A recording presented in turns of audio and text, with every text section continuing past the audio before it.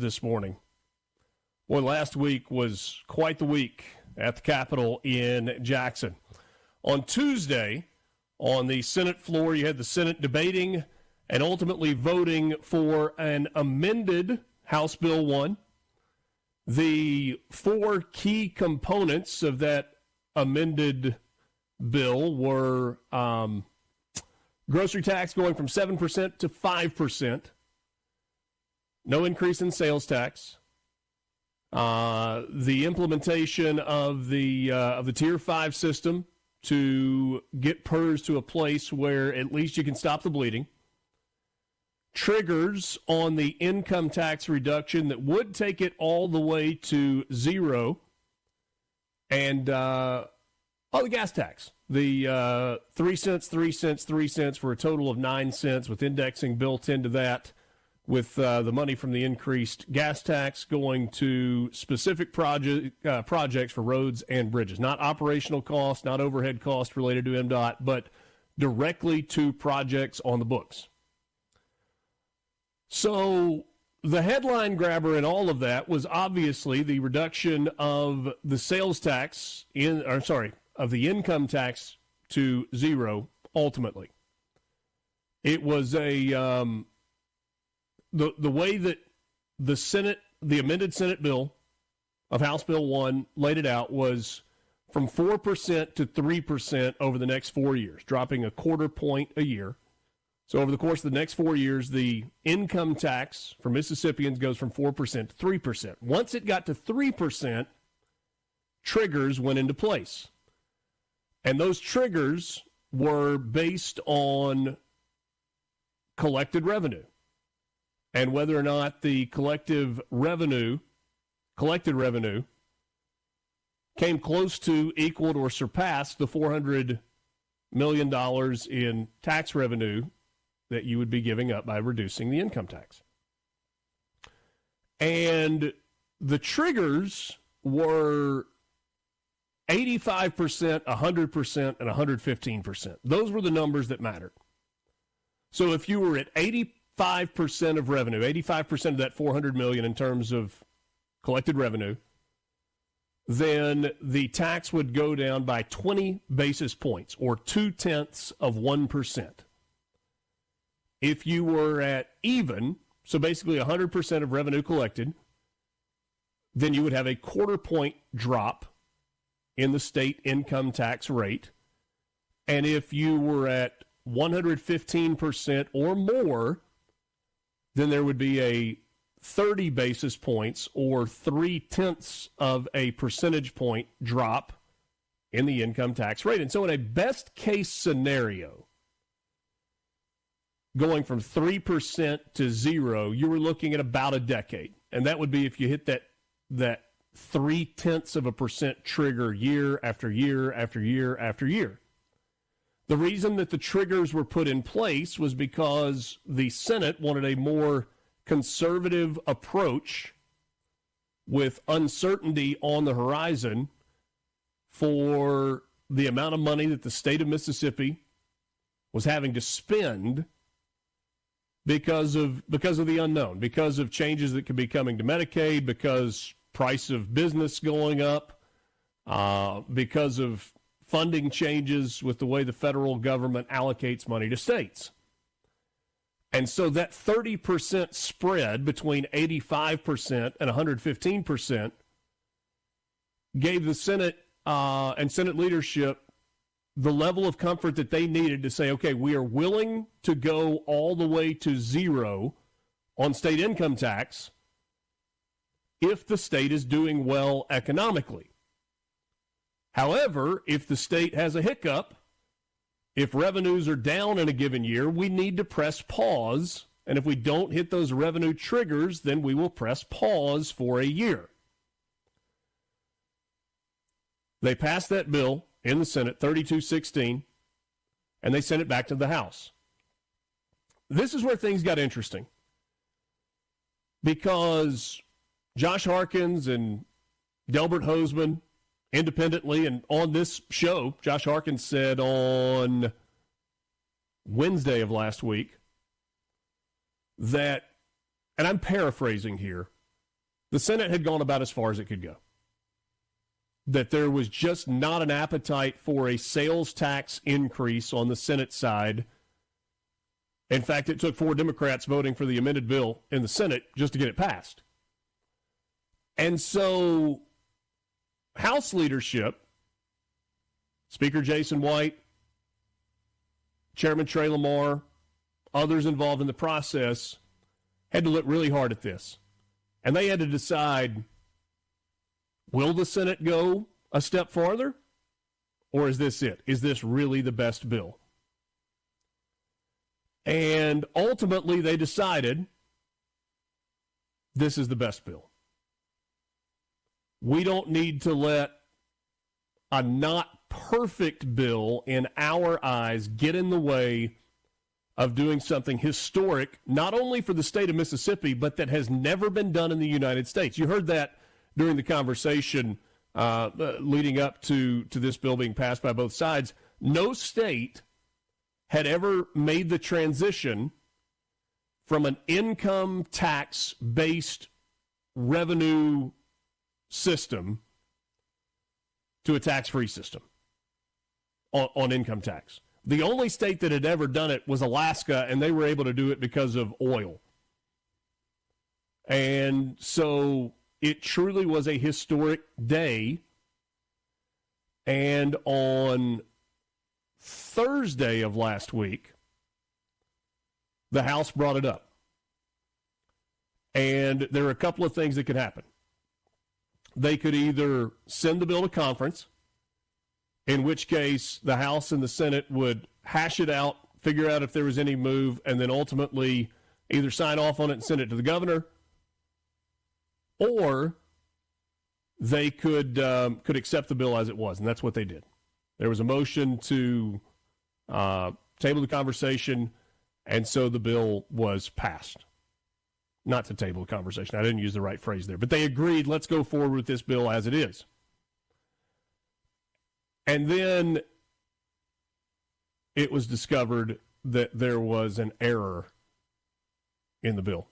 Forgive me if this recap is something you've already heard, you've already figured, but I think it's important to recap where we are. So I said before the break, at the end of the 7 o'clock hour, we're going to talk about decimals. If you go back and you read the language of the bill, you will see in those triggers that we were talking about a second ago that the language reads 0.85%. 1.15%. You ever heard somebody say words matter? Boy, did words matter in this case. In fact, it was punctuation that mattered. Because of that decimal point and the percentage sign being after it, you ended up with, instead of 85%, 0.85%. 85 100ths of 1%. And so instead of having that 30% spread that the Senate wanted as a safeguard for the state's economy, you ended with 0.3 of a point spread. 0.85, 100, 1.15. And so in essence, the revenue triggers are going to hit every single year. Now, if you believe, period, in cutting the state income tax to zero, this is a win. But if you were for the more conservative approach that the Senate was proposing to make sure that the state was in a good place economically, then you got some concern. I think you've got, I think you got 3 questions. Maybe there's more than that, but I've kind of zeroed in on 3. What happened? How did it happen? And is the House wrong for not allowing the Senate to correct its error? So what happened? I think we explained that. I think. So Josh Harkins, chair of the Senate Finance Committee, told his chamber prior to the passage of the amendment that a 1% cut to the income tax equates to $400 million in revenue for the state of Mississippi. And if the economy can produce 85% of that $400 million in surplus tax, the intention was to enact a 20 basis point cut to the income tax rate, 0.2%. If the surplus is 100% of the $400 million, then it would be a quarter point reduction. And if the surplus is 115%, then a 30 basis point cut would be enacted. And again, just recapping, the way that it was written and approved by both chambers, new tax cuts would be triggered starting when the state has surplus revenue that exceeds 0.85% of 1 percentage point of income tax revenue. Meaning, basically, you've only got to have a few $1 million in surplus to trigger the cuts. How did that happen? It's a good question. Lance, the number of eyes that saw that bill is significant. Every senator in the chamber had a copy of the bill in front of them, a paper copy. The bill itself was put up onto a screen so that observers and staffers had a look at it. You had staff people that had a chance to look at the bill before it was distributed to the senators. Obviously, Josh Harkin's team and everybody that was involved with it, and the lieutenant governor saw the bill. The Department of Revenue was involved. You had lots and lots of people. Candidly, I was reading along on copy of the bill as they were debating it on the Senate floor. And I didn't catch it. And I'm not saying that I should have or shouldn't have or whatever. I'm just saying I was reading it. And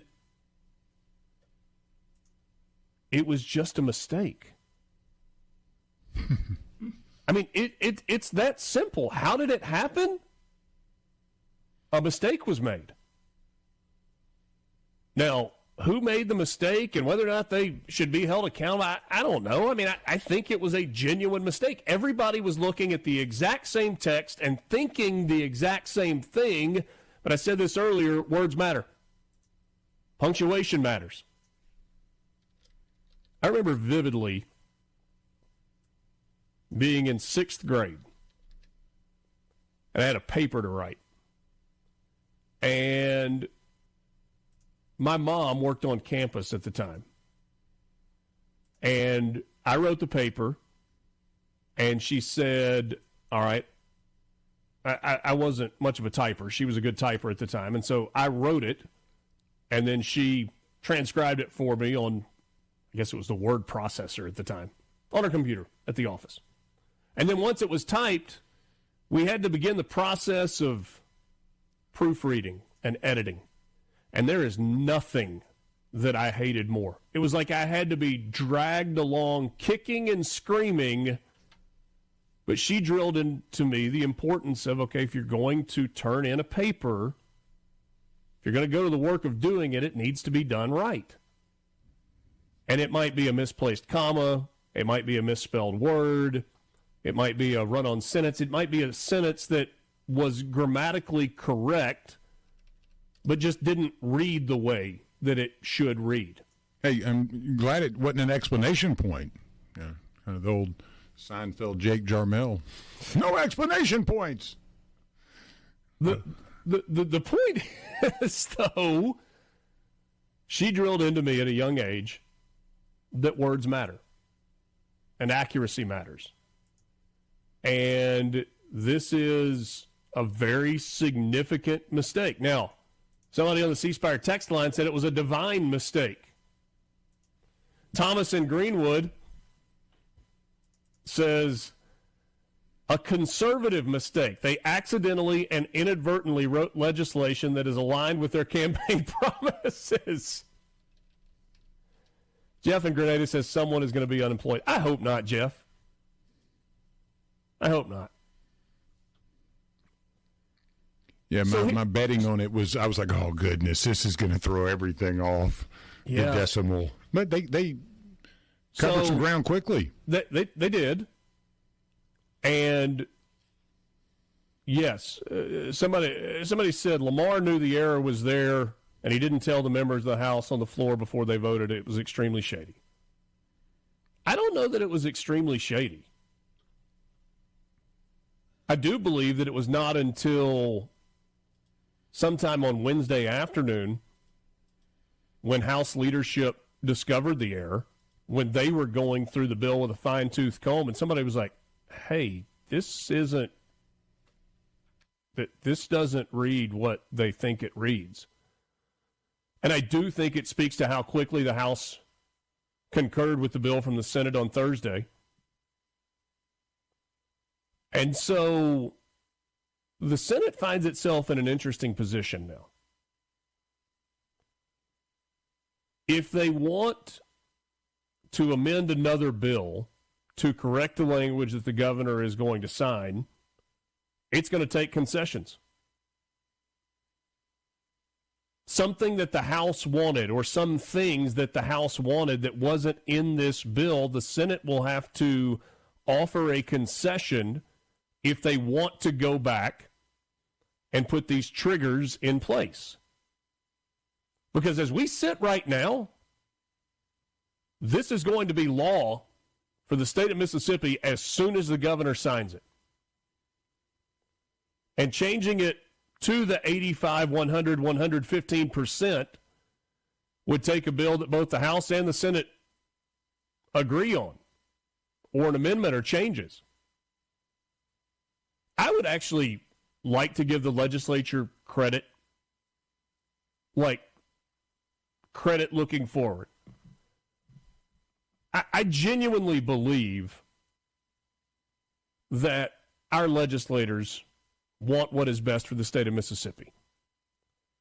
And if we happen to find ourselves 7 years from now, 2 years from now, driving pedal to the metal toward an economic cliff, that even though tax cut is what we all wanted, they will do what is necessary to protect the state of Mississippi financially. I believe that. You may tell me I'm naive. That's fine. But that's what I believe. And so the governor is going to sign this, and it's going to go into law. So here's my question. This is the third of those questions. What happened? How did it happen? And is the House wrong for not allowing the Senate to correct its error? I don't think so. Now, I don't know what that does to the relationship between the House and the Senate. I will credit where it's due. House leadership, Senate leadership, so we're talking Speaker of the House, Lieutenant Governor, and the Governor are all saying the right things. That it was a historic day and a historic bill for the state of Mississippi, and let's roll. They're all saying, let's move forward. But you know this conversation is not going away. And what is this going to mean for future negotiations? We know that there is more than just a friendly rivalry between the Senate and the House. Like in some cases, there's genuine dislike, but they have to work together. And I know personally that there are very real friendships that exist between a lot of the senators and representatives. So how does this affect going forward? And the reason I say I don't think the House is wrong for not going, hey, guys, I think you messed this up, is because there's a very clearly defined process in place for how you get legislation through. It was interesting to me watching the Senate debate last Tuesday. There was an amendment that was approved to the bill that changed punctuation. It was part of the Tier 5 deal. Senator Daniel Sparks stood up and he's like, hey, we need to change, and I'm not going to get this exactly right, but like we need to change this comma but to a comma and, or something along those lines. It was a grammatical correction. And so if you go through the process and you get a final bill and it turns out there was a mistake, and it's probably not a harmful mistake for the state of Mississippi, I think you got to roll with it. If you want to fix it down the line, you have to